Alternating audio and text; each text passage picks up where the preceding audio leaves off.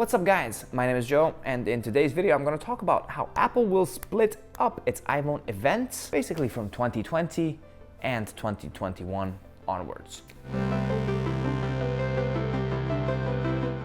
So the situation is, every year since the iPhone 4S we had the Apple event in September.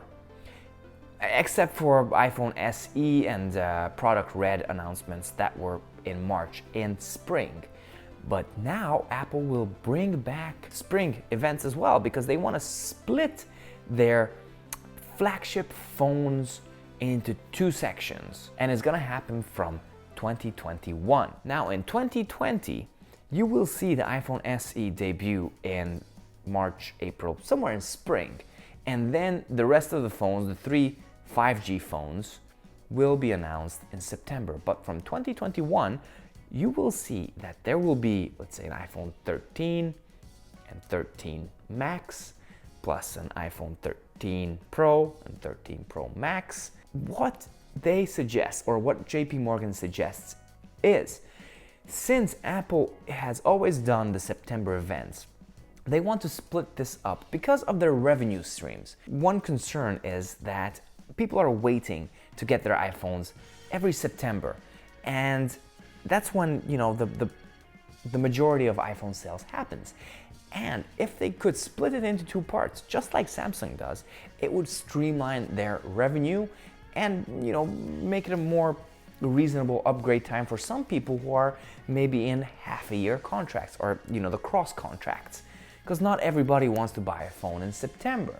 What Apple is planning to do is, from 2021, they will host an event every March, April, where they would introduce more like the Galaxy version of the iPhone, and in September you would have the Note version of the iPhone, just like Samsung does it.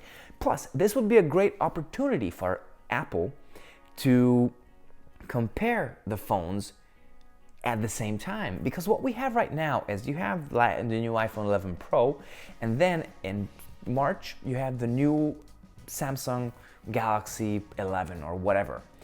And when they buy that phone, obviously they want to compare it to the iPhone, which is half a year behind, and there might be a chance that it might be better. So Apple might not want to give Samsung the chance to be better.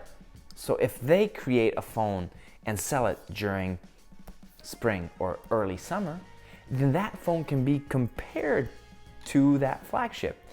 And no more Android is faster, because obviously Apple is faster.